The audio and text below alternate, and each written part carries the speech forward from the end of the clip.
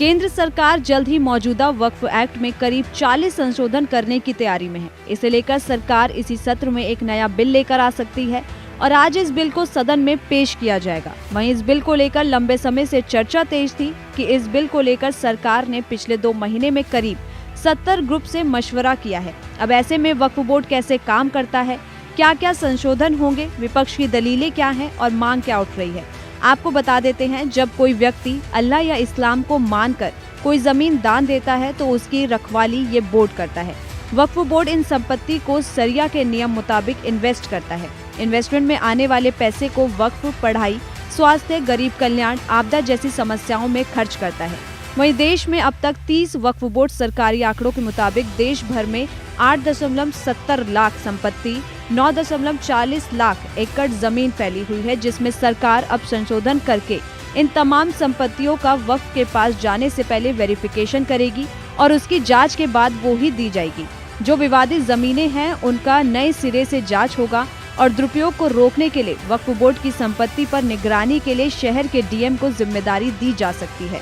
ऐसा माना जा रहा है कि साल 2013 में जब यूपीए सरकार थी तब वक्फ के अधिकारों को बढ़ाकर उसको काफी मजबूत किया गया था, जिसके बाद से बहुत से आम मुस्लिम, गरीब मुस्लिम महिलाएं, तलाकशुदा मुस्लिम महिलाओं के बच्चे, सिया और बोरा जैसे समुदाय लंबे समय से कानून में बदलाव की मांग कर रहे थे।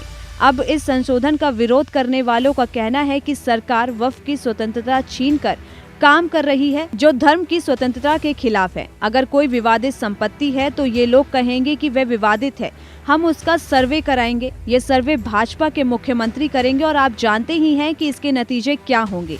इस देश में ऐसी कई दरगाह हैं जिन्हें लेकर बीजेपी, आरएसएस दावा करते हैं कि ये दरगाह और मजार नहीं है। इस फैसले से न्यायपालिका की शक्ति छीनने की कोशिश की जा रही है। लेकिन अब सवाल है कि वो कौन से बिल हैं जो सरकार सदन में पेश करेगी और वो कौन से बड़े बदलाव हैं। तो चलिए आपको बताते हैं। सबसे पहले वक्फ से जुड़े कितने बिल लेकर आ रही है सरकार। आपको बता दें, वक्फ बोर्ड में सुधारों को लेकर सबसे पहला प्रश्न था कि इससे जुड़े कितने बिल हैं। तो आपको बता देते हैं कि इससे जुड़े 2 बिल सदन में पेश किए जाएंगे, जिसमें एक बिल के जरिए मुसलमान वक्फ कानून 1923 को समाप्त किया जाएगा। दूसरे बिल के जरिए वक्फ कानून 1995 में महत्वपूर्ण संशोधन होंगे। वहीं आपको दूसरा प्रश्न बताते हैं, क्या अधिनियम का नाम बदला गया है। अब तक वक्फ अधिनियम 1995 नाम था, जिसमें अब संशोधन करके विधेयक को नया नाम दिया गया है। इसे एकीकृत वक्फ प्रबंधन, सशक्तिकरण, दक्षता और विकास अधिनियम 1995 नाम दिया गया है। नए विधेयक में कितने संशोधन प्रस्तावित। संशोधन बिल 2024 के जरिए सरकार 44 संशोधन करने जा रही है। सरकार ने कहा है कि बिल लाने का उद्देश्य वक्फ संपत्तियों का बेहतर प्रबंधन और संचालन करना है। क्या वक्फ की परिभाषा बदली है। अब तक अधिनियम में वक्फ में मुस्लिम कानून के चलते मान्यता प्राप्त विभिन्न प्रकार के वक्फ शामिल हैं, लेकिन संशोधन विधेयक में जो व्यक्ति कम से कम 5 साल से मुस्लिम धर्म का पालन कर रहा है वही अपनी चल अचल संपत्ति को वक्फ को दान कर सकता है। इसमें यह भी सुनिश्चित किया गया है कि वक्फ अलल औलाद महिलाओं के विरासत अधिकारों से इनकार नहीं कर सकता है। वहीं आपको बता दें, धारा 40 में क्या बदलाव होने जा रहे हैं। वक्फ कानून 1995 के सेक्शन 40 को हटाया जा रहा है।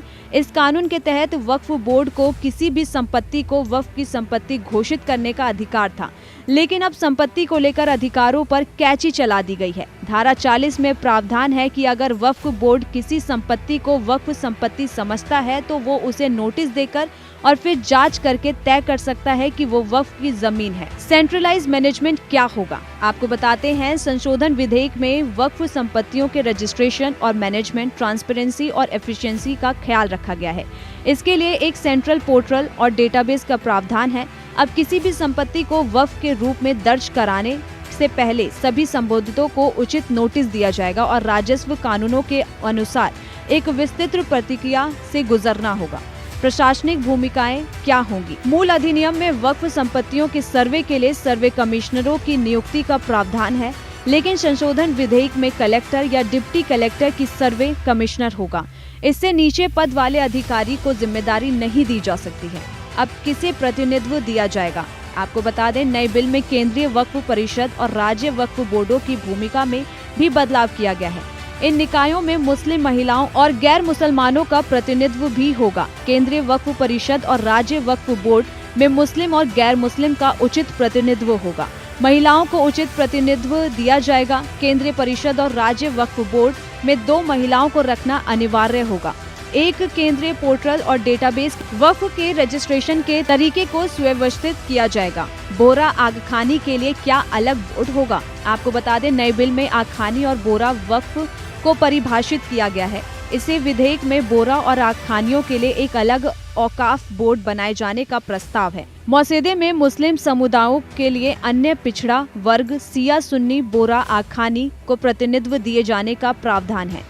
वक्फ परिषद में कौन होगा? आपको बता दें, वक्फ परिषद में केंद्रीय मंत्री, 3 सांसद, मुस्लिम संगठनों के 3 नुमाइंदे, मुस्लिम कानून के 3 जानकार, सुप्रीम कोर्ट या हाई कोर्ट 2 पूर्व जज, 1 प्रसिद्ध वकील, राष्ट्रीय ख्याति प्राप्त 4 लोग, भारत सरकार के अतिरिक्त या संयुक्त सचिव आदि होंगे। इनमें से कम 2 महिलाओं का होना अनिवार्य है। तो इन आधारों पर चीजों में बदलाव होंगे। अब देखना होगा कि ये बिल पास होने से लेकर लागू होने तक क्या क्या देखने को मिलता है।